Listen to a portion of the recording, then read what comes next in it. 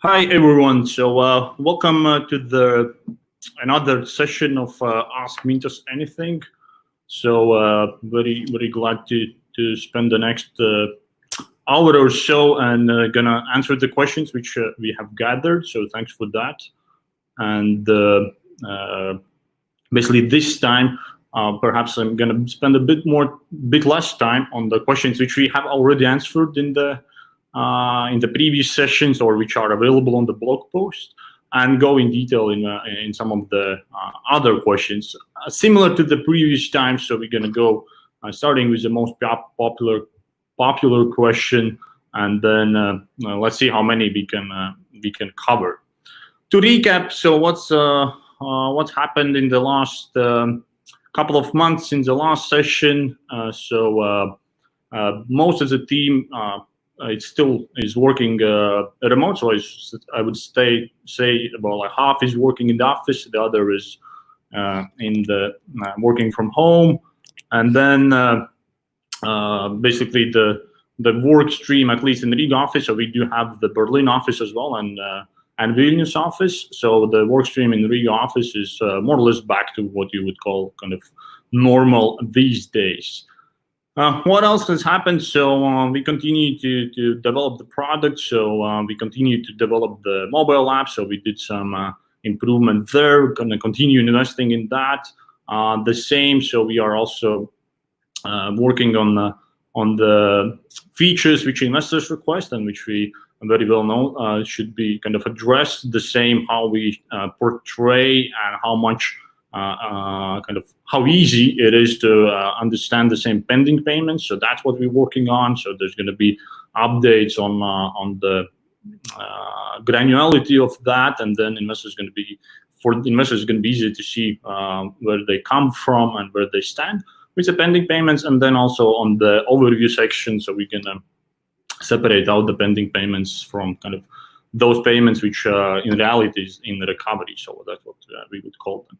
And then also we are working on some new things. So we are taking into account the feedback from investors about the investment access. So we are working on that one, and there's going to be big improvements there. So we're going to rework it quite a bit, and other stuff which is basically maintenance stuff. So obviously there's been some kind of IT issues which we are addressing, and the thing is that there's a lot of data, a lot of users, and it's at the moment some of the things kind of don't go as we would like to, and then to kind of solve them and repair takes some time. What else?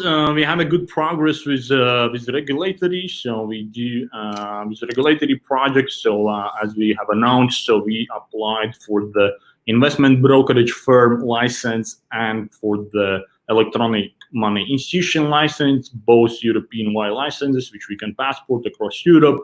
Good progress there, working with the loan with the regulator, and then also what we're doing is we actually established together with other rather established fintech players such as the same TransferWise, Funding Circle, Raisin, or Number 26. So all of us, we established the European Fintech Association. So pretty excited about that as well, which is going to help us in voicing our concerns when it comes to kind of regulation and the changes in law and so forth. And then finally, of course, we are working on the problem cases. So there's quite a few of them. And then it's a lot of work which goes into that. So there's a lot of work which goes behind the scenes, so which investors don't really see. So all in all, I would say that today we are a team of about 150 people, and I would say that around like 50 people work day in, day out on all the problem cases. So there's a lot of kind of communication with each and every loan originator. For each case, we have to craft the strategy to really understand what the issue behind that. And that requires quite a bit of our work from our teams here internally, but then also we do involve the local legal advisors, so there's like a lot of communication there as well. And overall, it takes quite a bit of time, which we put in there. And then we also did restart some of the hiring, so we strengthened the team. For instance, we hired the chief risk officer, which is going to join us in a couple of weeks, and then also that's going to help us with further addressing the issues and then working on that. So we basically separated out the chief risk officer role. So that's one of the key hires in the last month or so. Then I'm gonna switch to the questions. I'm actually do see also the questions on the posts on the YouTube channel. So feel free to post also comments there if you have any, and I'll try to also look with one eye what is happening there. Other than that, I'm gonna switch to the questions, and similar to the previous time, just go one by one and see where how many we can actually manage to cover. Good. So let's start with the first question. The first question is about the pending payments, so that they are almost 15 to 20% as a standard rate, and what we do to improve the situation.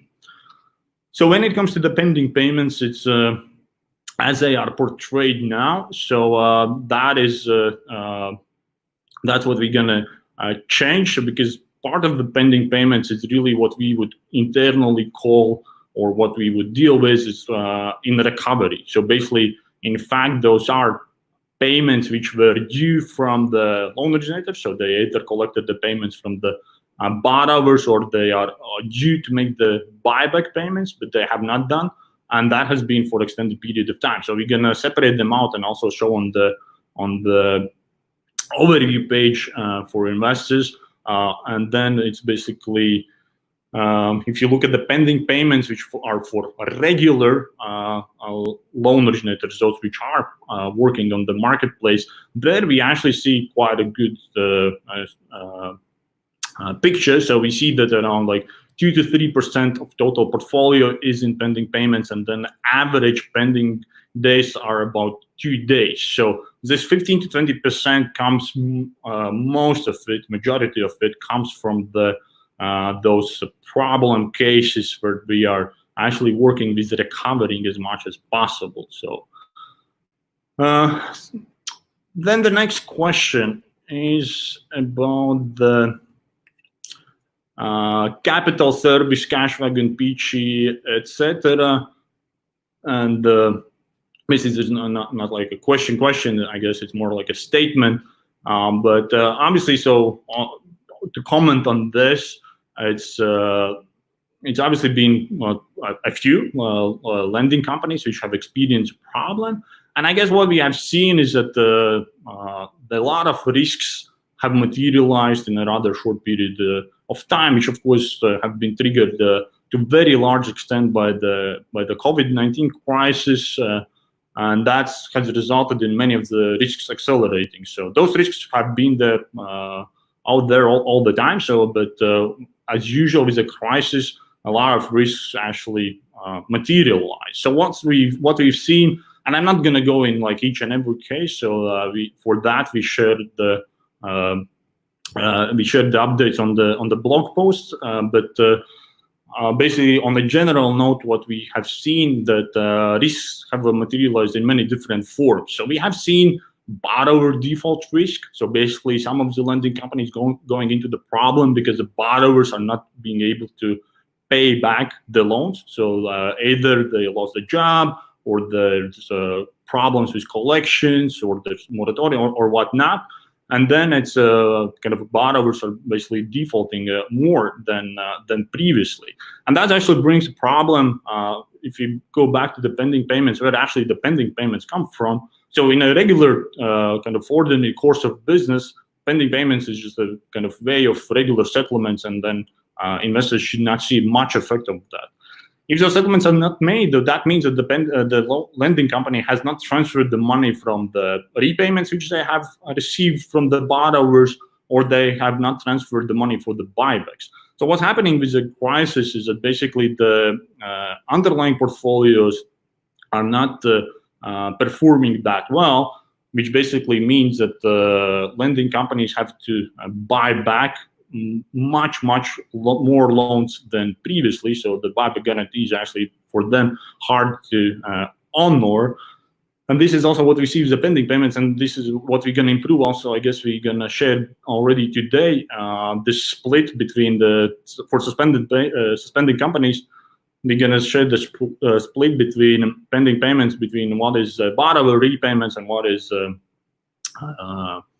buybacks. And a vast majority, like 2/3 of the pending payments are actually buybacks. So that means that the lending companies have not been able to honor those buybacks.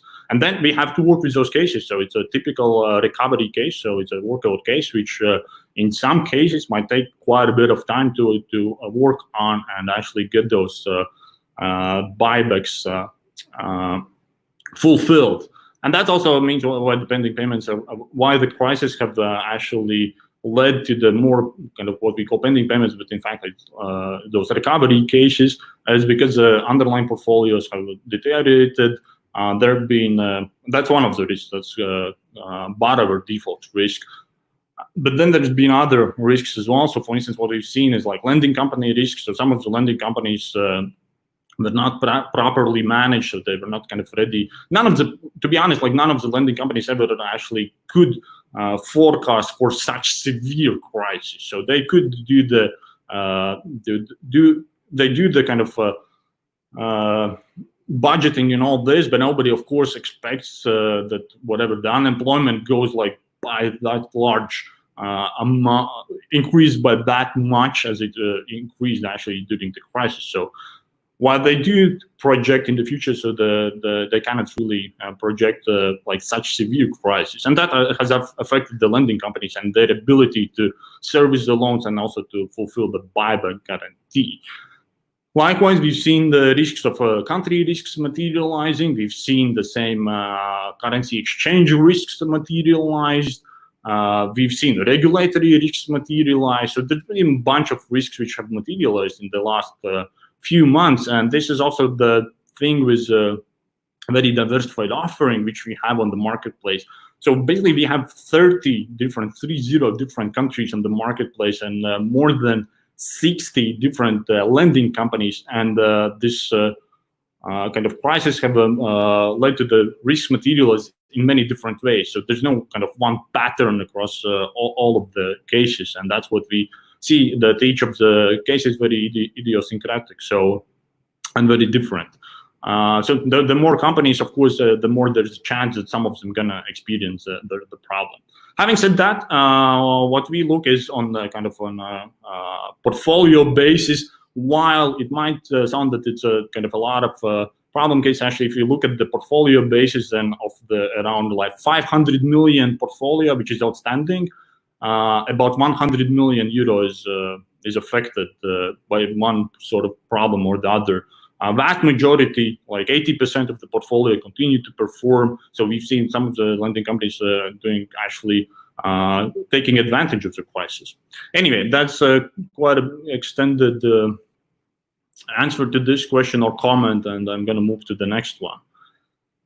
And the next one is that there are more buybacks than real payments of loans in the last couple of months and weeks, and what Mintos wants to change to this situation.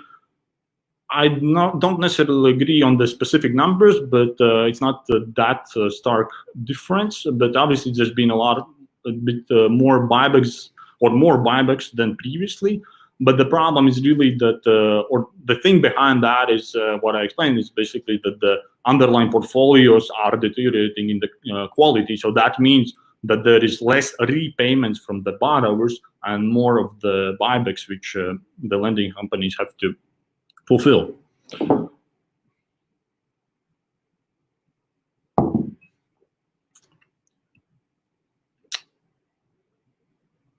And the question is what we can do to change the situation. Basically, we are the mirror of the alternative lending space. So obviously, if the borrowers cannot make the repayments, there's only that much what we can do. So that's basically more related to kind of macro stuff than the micro stuff, which we could be kind of in our circle of control. So the next question is, why can lending companies buy a loan back on the day of purchase and then leave it for outstanding payments, and so that investors get a negative interest rate? I'm not sure I grasp the question exactly, but I assume it's about the fact that there might be the cases that the investor invests in the loan on the secondary market or on the primary market, is that they invest on the day, for instance, today, and then the same day the loan is bought back. Caveat here is that when investors see that the loan is bought back, and this is maybe something which we are working now to improve, is that it doesn't mean that the lending company has bought it back themselves. If you look back, for instance, I just checked the last week statistics. There were about 17 million euros of what we call kind of rebuys. Of those, about 1/3 are the buybacks. So it's basically 60+ days buybacks. And then a big portion is also early repayments. So the borrowers are actually repaying the loans early. And there's always a risk of early repayment. And then there are also cases where the agreements are terminated or agreements are amended. And then there are cases, some loan originators are buying back the loans. They're basically exercising the call option. So there's a lot of reasons behind kind of the loans being bought back. And this is, it can happen, but in general, this is more kind of a what-if case, and rather we would see it as an edge case. But that's a risk. So irrespective if I buy the loan today or tomorrow, it can end already today. So the borrower actually can make the repayment already today, or there might be agreement termination or whatnot, or it can happen tomorrow, or it can happen never. So there is obviously this what we would call kind of a repayment risk or reinvestment risk from the investor's perspective. And when it comes to pending payments, so for regular loan originators, it's actually not 7 days. So we put the update every week. So we see that there's average pending days is around like 2-3 days, which it should be. And then overall, all the settlements are settled in a timely manner from the regular loan originators, and around like 2 to 3% of the portfolio is affected of those pending payments. So the effect on the actually return of investors is very, very marginal there. Okay, so let's go on. And the next is about the when Mintos financial report will be available, and are we profitable on the monthly basis? So the financial report is, this year we actually are preparing the consolidated financial report. So that requires quite a bit more work from us, but also from the auditors. And the statutory deadline is the 31st of July, but we're trying our best to get it out as soon as possible. So there's going to be consolidated report. So when we look at the Mintos, there's actually quite a few companies involved in providing the service, and the consolidated financial report provides much better picture on how Mintos is doing. When we look at the monthly basis, so today with all the cost reduction which we did, and with the current kind of revenue sources, we are more or less break even in the current month. So that's about it on this question.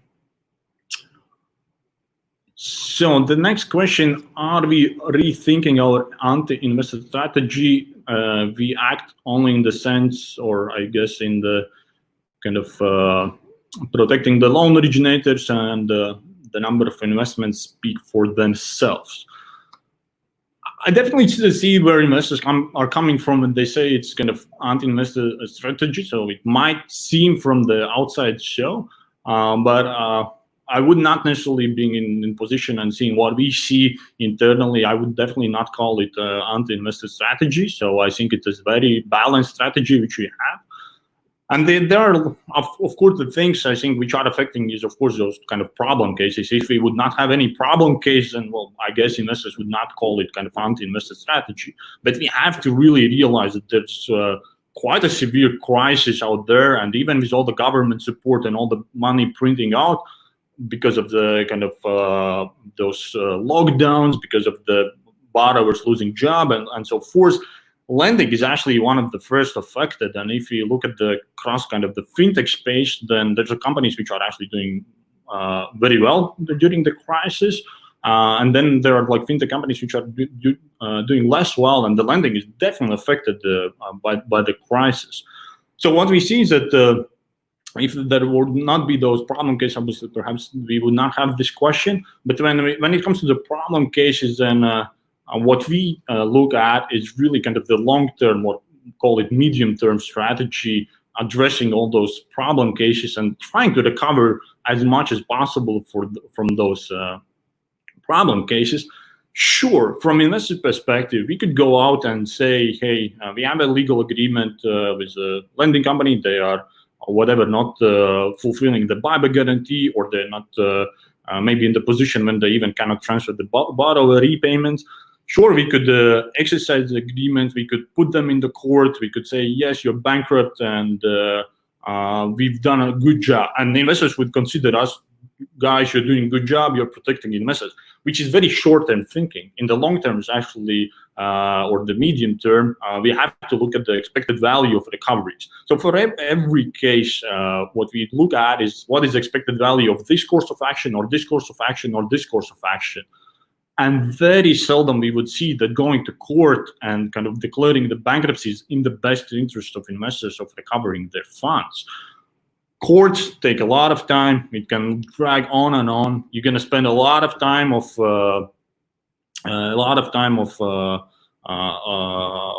liquidators. You're going to spend time on legal expenses and so forth. And the recovery rate is usually actually can be pretty low. And the same goes, for instance, sure, we can jump in and take over the loan servicing, but at the given circumstance, even if the lending company who have lent to the borrower, they cannot service the loan properly and collect those payments, obviously any third-party company coming in and doing the collections, they would do even worse job. So there's a lot of kind of strategies or approaches which we can take, but usually, and that's what we have seen so far, the best kind of outcome, what we see, the best expected outcome, is really to work with the lending company, restructure those buybacks which they cannot fulfill, see what is the situation and so forth. In some cases, we are considering taking over the portfolio, but it's also not that kind of, yes, we can take it over tomorrow and then start servicing. In some cases, we go to the court, but that is more kind of a last resort. So basically what I'm trying to say is that while in short term, that might seem, and I see where investors are coming from where we sit and from the kind of medium to long term, we really believe that this is the best course of action. And that might seem that, there are problem cases and everyone expects that they are solved like tomorrow, and that doesn't happen like that. So, for instance, if you take the same work situation, a lot of loans, if not majority of loans, are still outstanding with the borrower. So we cannot go in and claim, hey, Works, we can go in and claim, hey, Works, give us like 5 million euros. But obviously they don't have this money sitting on the balance sheet just for that. So, and they are struggling to kind of survive. And if we kind of push too hard, then we are at the risk of kind of losing the servicer. If we lose the servicer, then, we have to step in. But then the recoveries, even if they cannot recover, then kind of us collecting or third party collecting, it's going to be even worse there. So, it's not that kind of straightforward that, yes, why not legal action? Well, legal action is really, in most of the cases, not the very best strategy when we talk about the workout and the recovery. And on that note, also, we also have strengthened the team in the recovery. So we have a guy who joined from the HSBC and the Barclays, who has been, I think, 10 plus year experience with recoveries and workouts. So we definitely have kind of a good competence, him and the legal team and our partnership team, and then all the supporting functions. So I believe there's a lot of work which go in. Also the legal, outsourced legal help. So it's not kind of, so we don't make those decisions lightly. So there's a lot of work which goes into in making sure that what our approach is the best. Of course, we always can improve. There's a lot of cases now to be solved. But I think it's we can talk only about our efforts after whatever, like certain period of time, if they were yielding some results or not. In the short term, obviously, it's not possible to solve those issues kind of in a short term. Okay, so the next question is how we will improve our rating system to make it transparent and trustworthy, and what's the timeline for this?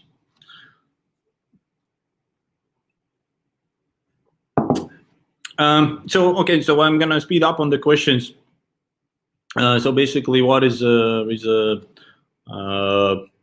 rating? So we believe that the rating system obviously is so basically based on the data which we had at the time when we did the ratings. We believe we put a kind of appropriate rating for the given lending company. The fact that it resulted in the problem or not is of course very results driven thinking. So we have to look at the moment when we had the information and we did the kind of ratings, and we do update them, but then it's the ratings is really kind of should be looked also on a relative basis. So rating A doesn't mean that this company never going to have any problems, and rating B also doesn't mean that they're never going to have problems, and C likewise. So it's still rather like medium to high risk investments irrespective where we stand. So it's also relative within the Mintos space. So we cannot really compare the Mintos A rating with whatever Fitch A rating. So it's not comparable. So it's really Mintos rating, which is relative among the companies. So what we're gonna actually do, we're gonna improve it. Ratings. We're gonna have actually a separate rating for the loan portfolio, so loan performance, a separate rating for the buyback guarantee, so how good this one is, and then a separate rating on kind of structure and lending company and so forth. So there's going to be kind of 3 ratings, and this is gonna. So our timeline is Q3 to work on that. So let's see how it goes. Okay, so the next question is again about the ratings. So I think we covered that one. The next one is why loan originators can buy back the loans and then put them back at lower interest rate. So on this question, really the first thing is actually investors cannot buy back the loan at their will and place it the same loan at the lower rate. So we don't allow that. What they can do, though, of course, is that they can buy back the loans which are outstanding. And for instance, today they issue a new loan. They can place this newly issued loan at the interest rate which is prevalent on the market prevalent on the market today. So that's obviously what they're going to do for the newly issued loans. When it comes to the call option, which means basically that the lending companies can buy back the loans from investors, I think there is a kind of a misconception that it is kind of for free, and lending companies should pay a price. But actually, this price they are already paying. So it is embedded in the interest rate what they offer. So this call option is obviously quite valuable to the lending companies.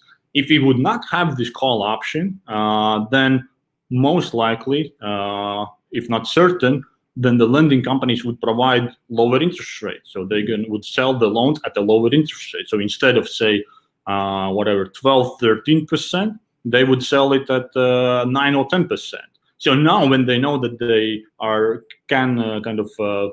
do have this call option and they will not be locked in with a loan forever, if the new funding source comes, they are ready to pay higher interest rates. So it is embedded in the price already. So this is obviously hard to evaluate how kind of valuable is this call option. But if I have to guess, I would say it's like definitely a couple of percent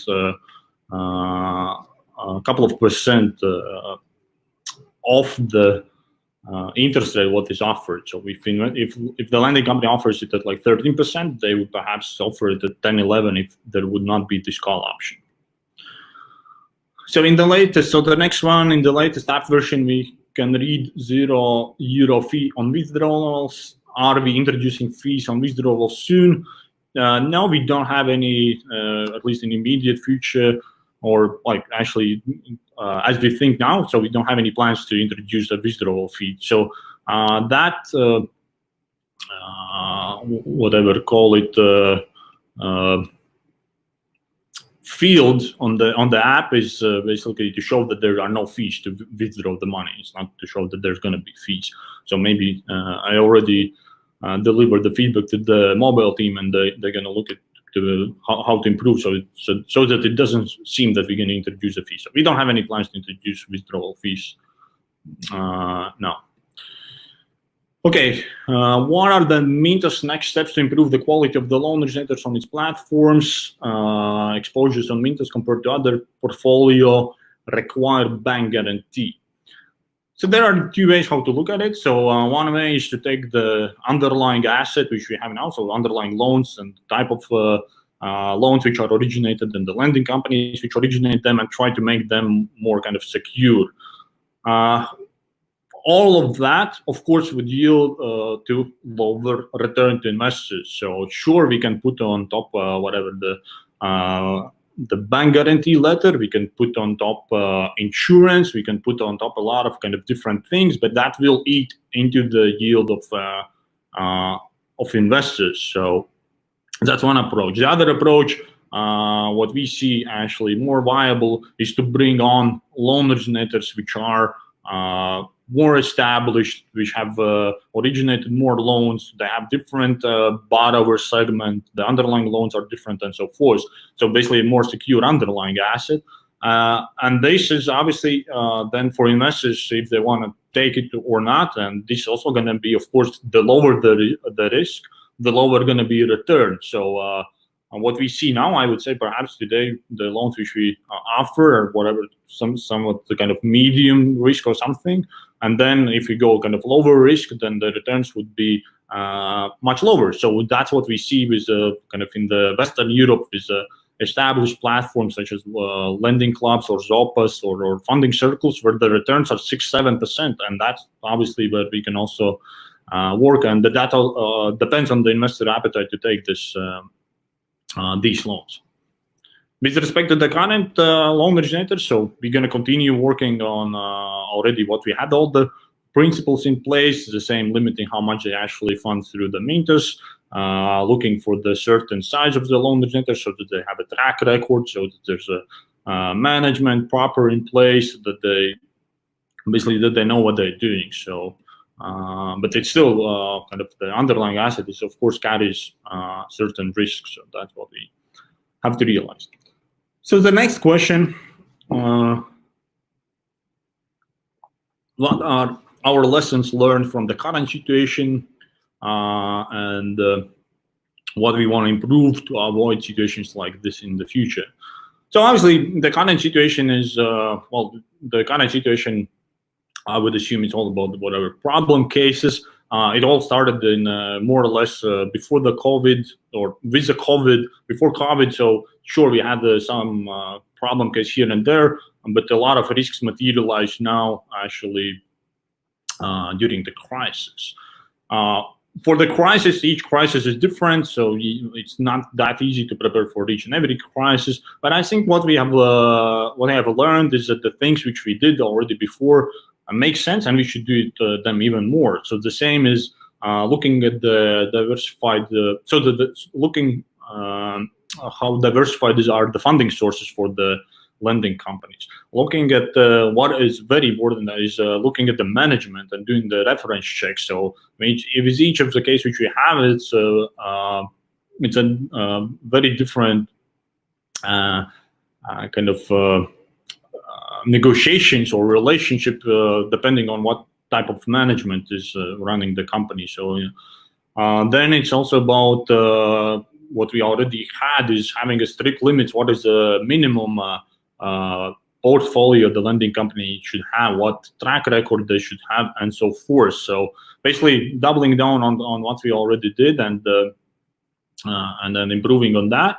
And then I think it's a big topic for us is also what we've been discussing lately is that is really educating investors. So I guess what we see so far is that investors are kind of expecting quite high returns, but they are not really kind of thinking about the risks involved. And usually it's a very simple kind of higher risk means, or higher return means higher risk. So basically what we see is that investors are looking to get higher return, but not really kind of thinking of that they have to accept higher risk for that. And then this risk can materialize, cannot materialize. So now we saw that some of the risk materialized, but we have to really educate investors more about this risk return relationship. And I think many investors, unfortunately, some of them have been kind of expensive lessons. But well, let's see how it goes with the recoveries. Is this that the investments in loans, they do carry risk, and that is the reason why we put on the website, like if you go on the security page, there's like whole section on investing and risk. We place, I think, like 7 or 8 different risks and what can happen. And some of the, obviously, I can understand where it comes from. There were like 5 years since we started when everything was going smoothly, everyone was getting like double-digit returns, none of the risks materialized, and all of a sudden it kind of all seems kind of breaking and shaking and kind of collapsing. But really,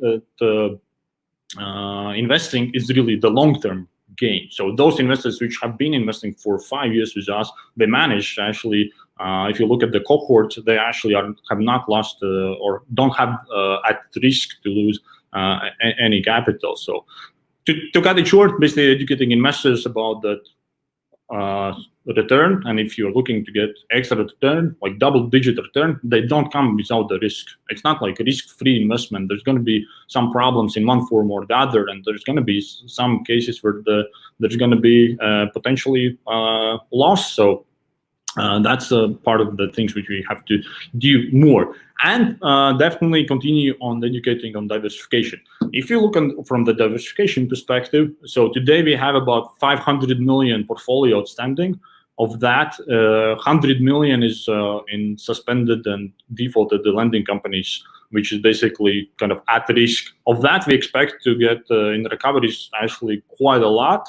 But still, even if we are super pessimistic, and it's, in my opinion, like very, very unlikely that all 100 million would be considered a bad debt, then we are talking about 20% of the total portfolio. So if somebody would have diversified across Mintos, invested in all lending companies without, and all loans without kind of trying to pick, it's the same as kind of stock picking. So if you try to stock pick, you can get better result, but you can also get the worst result. If you do the index, so kind of Mintos index, then you would look now with all the severity of the crisis, you would look at the only 20% of your portfolio potentially at risk.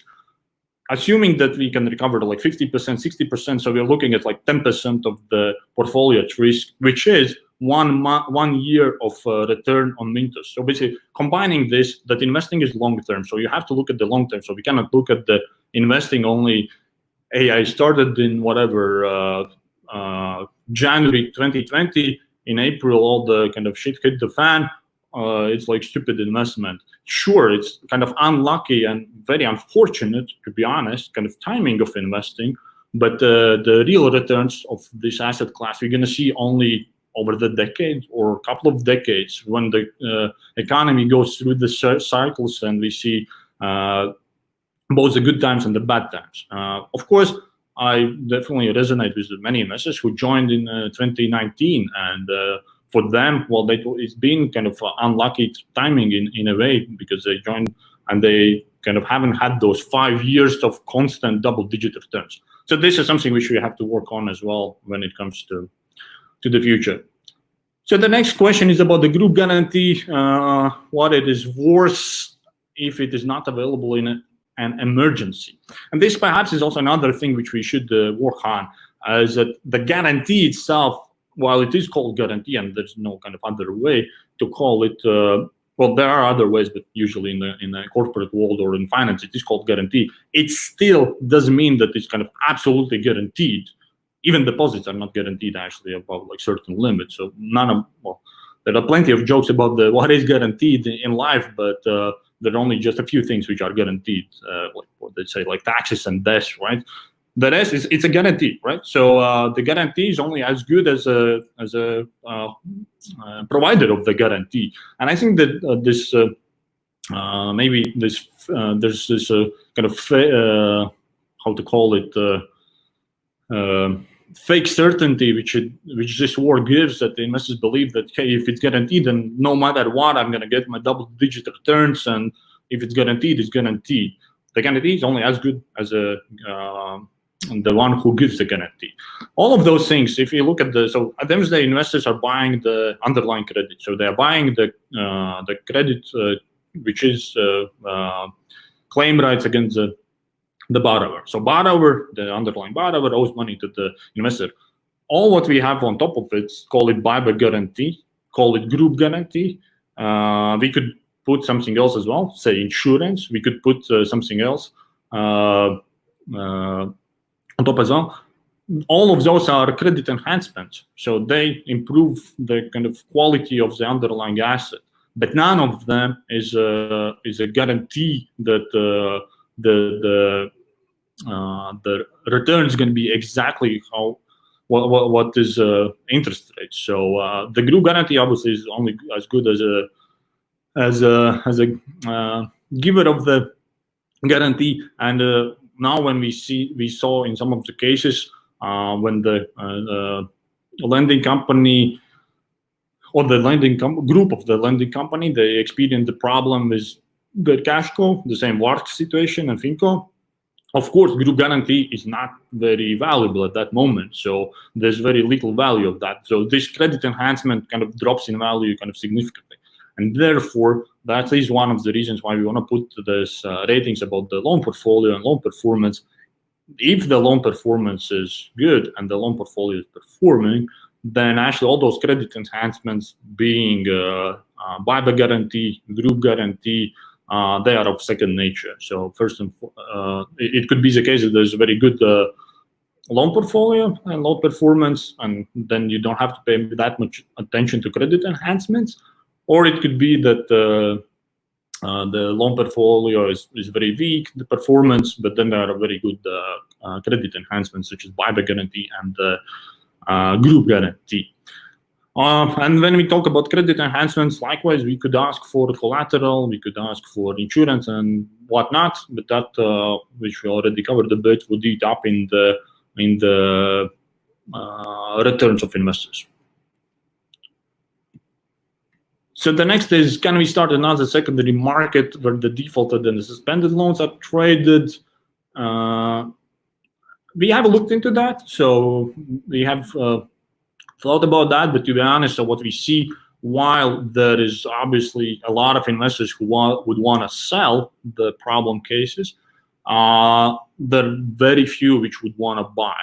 So we believe that, let's see how it develops. So in general, obviously, before the COVID, we didn't expect that there's going to be that big of part of the portfolio kind of at risk, but during ordinary times, so that's not kind of something which you would expect. Now with the crisis, there's a bit more, but let's see how it develops. So we believe it's still kind of a very tiny part of investors who would actually be willing to sell, and then it actually would be even less, like much less investors who would want to buy it. So we don't see that there would be a much liquidity there. But we have thought about it. So at this moment, it's not on our priority list, but we have it on at least on our mind. So we, at the moment, we don't see it introducing. So Aku, is there any new information? So I'm not going to go in detail into like specific cases. So we do publish regular updates on the blog post, and that's the best medium to inform all investors and have kind of equal access to information to all investors. So with Aku, so what we've seen, they are covering the restructuring plan which we put in place, and then we are continue working on with them and seeing what are kind of the next steps to take.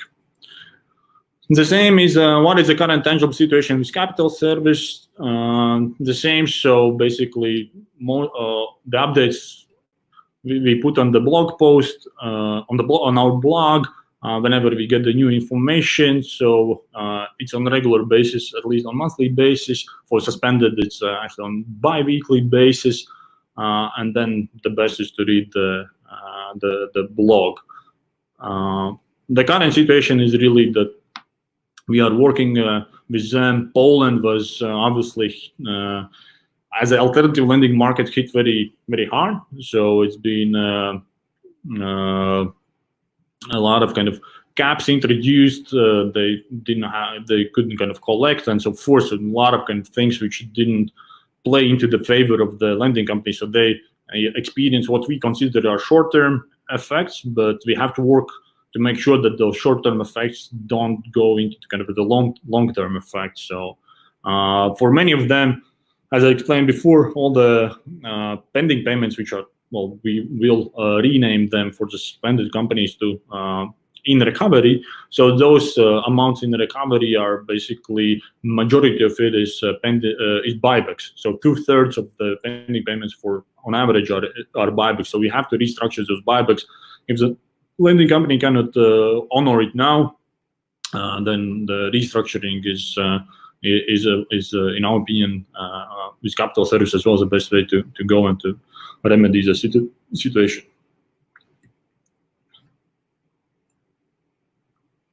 So next, will there be interest paid for VARCS loans from April 16? If not, then if not VARCS directly, then at least through the group guarantee. There won't be interest paid for one and super simple reason. VARCS, basically the central bank of Armenia, forbid VARCS to charge any interest. So obviously the investors are investing in loans, and if the VARCS or if the borrowers are not paying interest, there's no interest to pass to investors. So there won't be interest for those loans. So basically VARCS is in liquidation. At this moment, the most important is really to recover to collect all the outstanding loans, to work out on because also if you look at the 25 million portfolio of VARCS, I'm not sure. I might be off by a few million here and there, but basically, if you look, if it's 25 million euros, then of that portfolio, also not all 25 million. While it is outstanding, well, not all is outstanding. A lot of it is already pending, either through borrower repayments or through the buybacks. But let's assume that all is outstanding. Of that portfolio, of course, not all of it will be, borrowers will not repay all the loans. So there's like very big portion of loans which are not repaid. So that's where the VARCS have to step in and actually buy back because they provide the buyback guarantee. So we have structure around that. And the Armenia case is, again, similar to Poland, and talk about the country risk. So in Armenia, the lockdowns were super severe, and basically VARCS could not collect the payments, and they even were not allowed to report the borrowers to the credit bureaus. And of course, if you cannot report the borrower to the credit bureau, the borrowers have even less incentive to pay back the loans. So that's a long process. They will have to restructure most of the loans.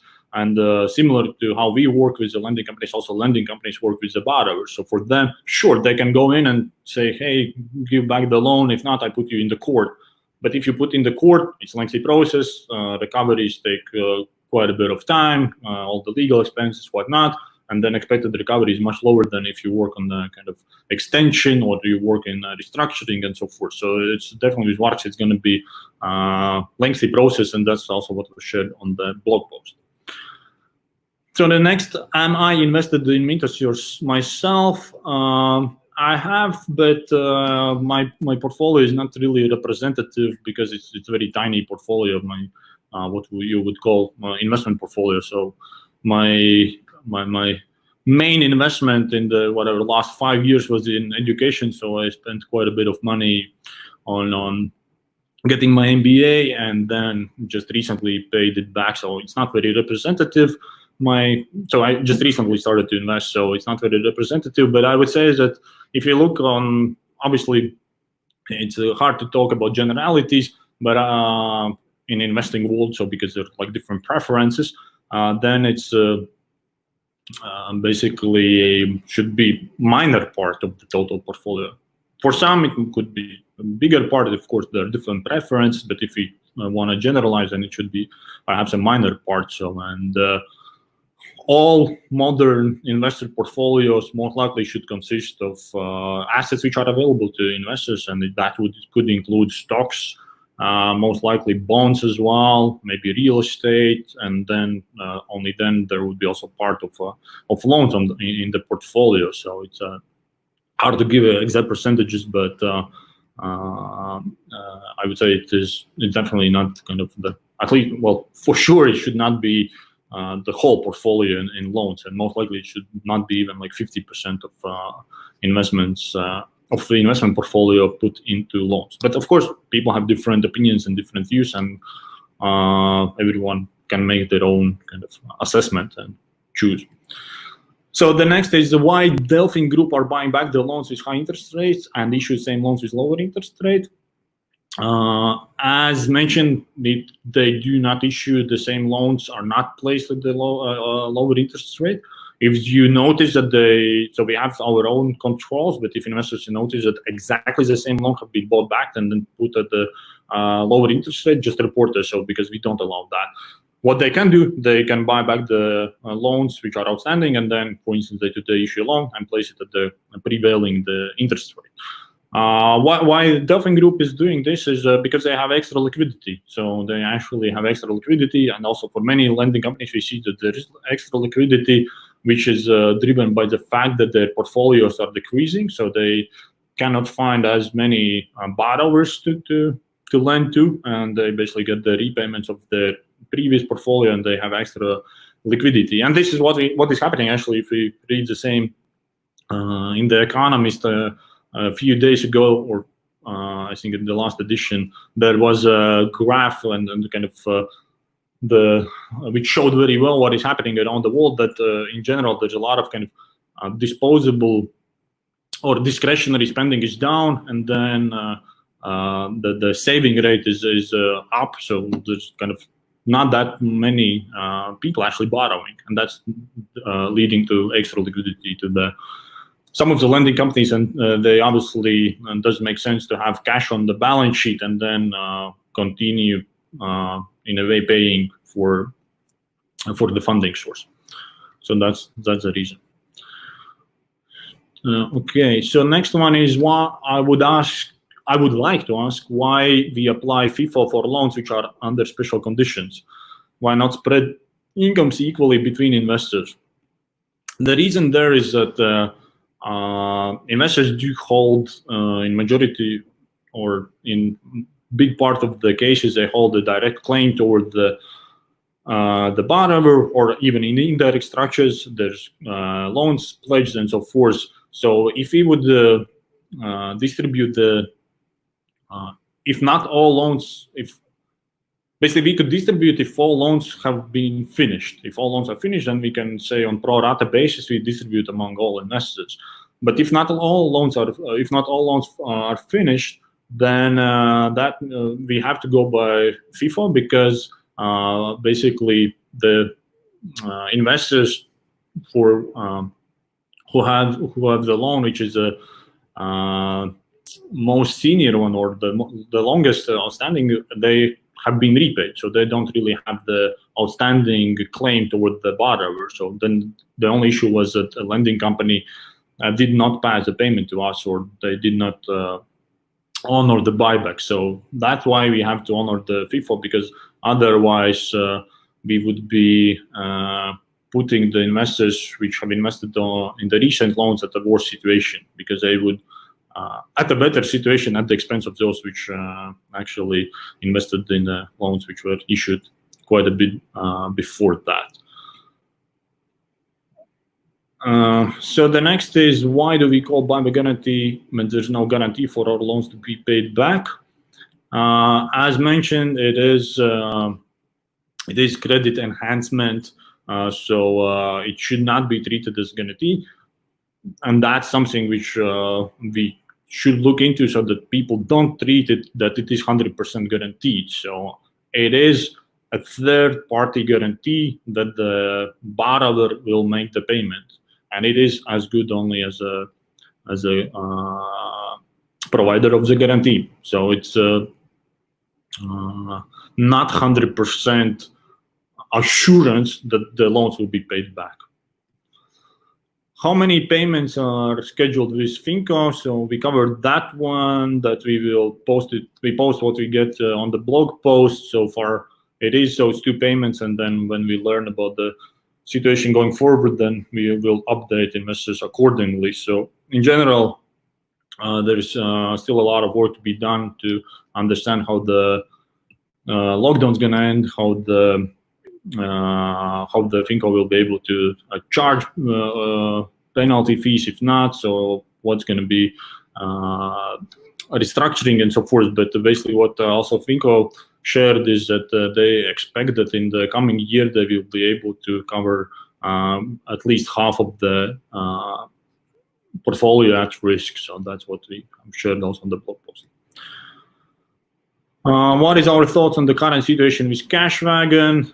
The same, so we shared on the blog there. I'm not going to go in specifics. So there's, I would say, on a general note, there is a lot of speculations what happened there.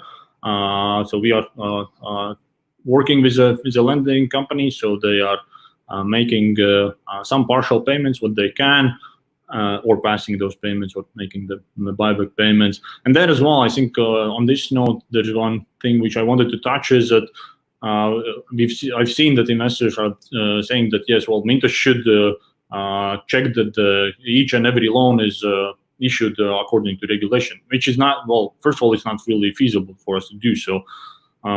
It's like 30 different countries, so many different lending companies. So what we do that is we check that the lending companies do have the necessary permissions, and then it is job of the regulator to make sure that the lending company is following those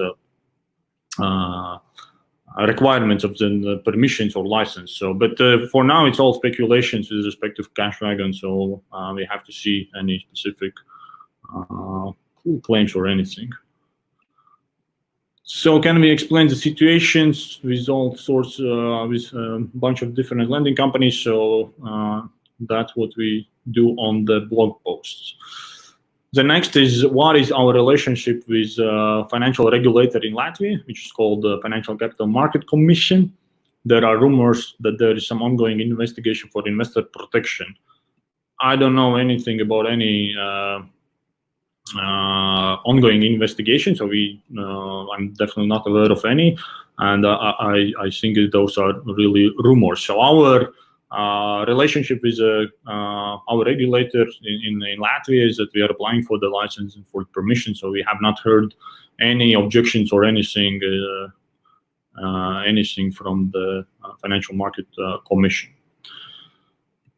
So the next is about Alex Credit. So not going to comment on specific cases. Finco has 17 million in equity, 4.8 million outstanding. What has to happen for the group guarantee will ever be used? So on that one as well, we already covered about the group guarantee and it works as well. I mentioned, so we believe that this. First of all, like having 17 million in equity doesn't mean that 17 million is sitting on the balance sheet doing nothing and they can actually use it. So this equity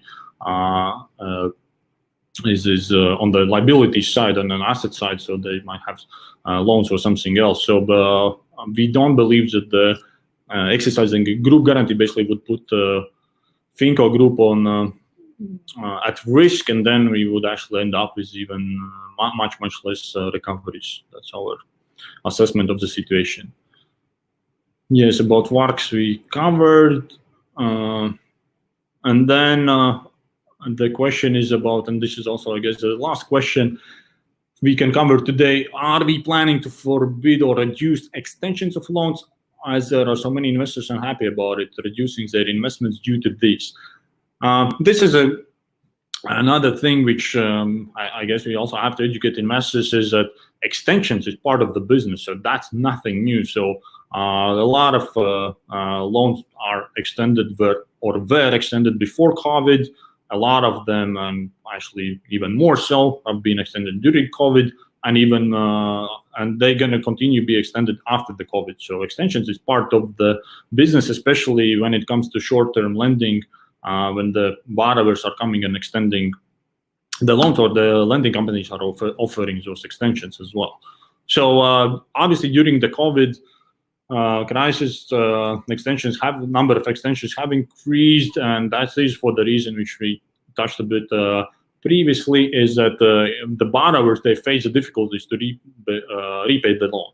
So there are two courses of action, or like multiple courses of action, but the two most kind of prevalent would be either just say, hey, give me back the loan. If you cannot, I put you in the court, or put with recoveries. Or then the other course of action is to work with a loan with a borrower and try to restructure the loan. And as in the banking, so usually the most preferred course of action is to try to restructure. So first you try to restructure, then you actually try to go through the courts and all this stuff. So the same is extension. So if the borrower is going to pay payments, so for instance, somebody has lost a job today, they come to the lending company, say, well, I cannot give you back the like 500 euros, but can you wait? I'm going to look for a job, maybe in 3 months' time or 6 months' time, I'm going to be able to get a job and be able to pay you back. And for that course of action, the expected value is much higher than actually for going through the course and all this stuff. So that's why extensions have increased during the crisis, and they usually will increase during the crisis. And we don't have any plans to forbid them or anything. That's part of the lending business, lending, and that's in the both from the lending perspective, lending company as well as they have the skin in the game, so they do have some portion of the loans themselves. And from the pure business perspective, extensions makes much more sense than just declaring the borrower default and then recovering cents to the dollar of the outstanding bad debt. Anyway, that's it from my side.